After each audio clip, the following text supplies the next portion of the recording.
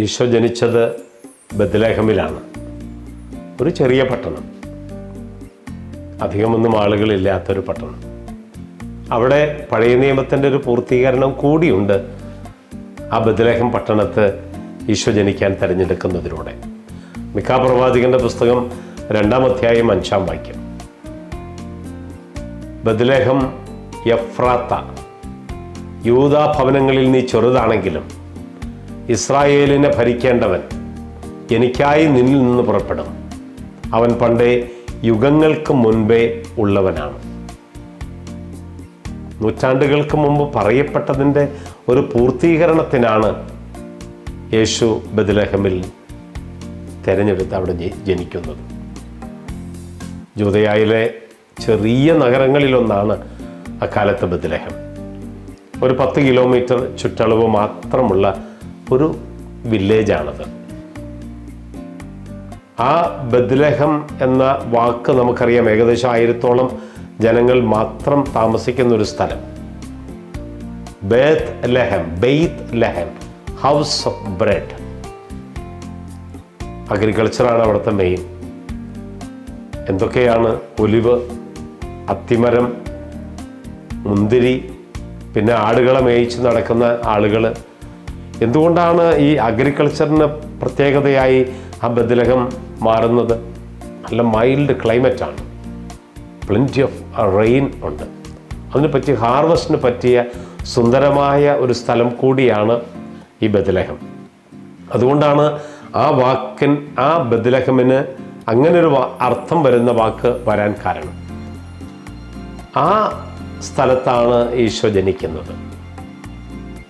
ഇനി എഫ്രാത്ത കൂട്ടിച്ചേർക്കപ്പെടുന്നുണ്ട് മിക്ക പ്രവാചകന്റെ പുസ്തകത്തിൽ.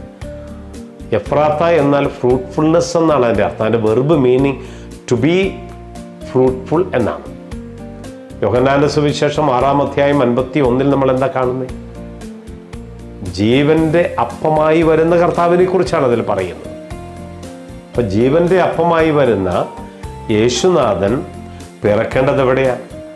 ഹൗസ് ഓഫ് ബ്രെഡ്, അപ്പത്തിൻ്റെ ഭവനമായ ബത്ലഹേമിൽ തന്നെയാണ്. ഇനി മറ്റൊരർത്ഥത്തിൽ പറഞ്ഞാൽ എഫ്രാത്ത ഫ്രൂട്ട്ഫുൾനെസ്. യോഹന്നാന്റെ സുവിശേഷം 15-ാം അധ്യായം 8-ാം വാക്യം. When you produce much fruit you are my true disciple. ഇതെല്ലാം അങ്ങനെ കോയിൻസൈഡായി വരുന്ന ഒരു കാര്യം തന്നെയാണ്.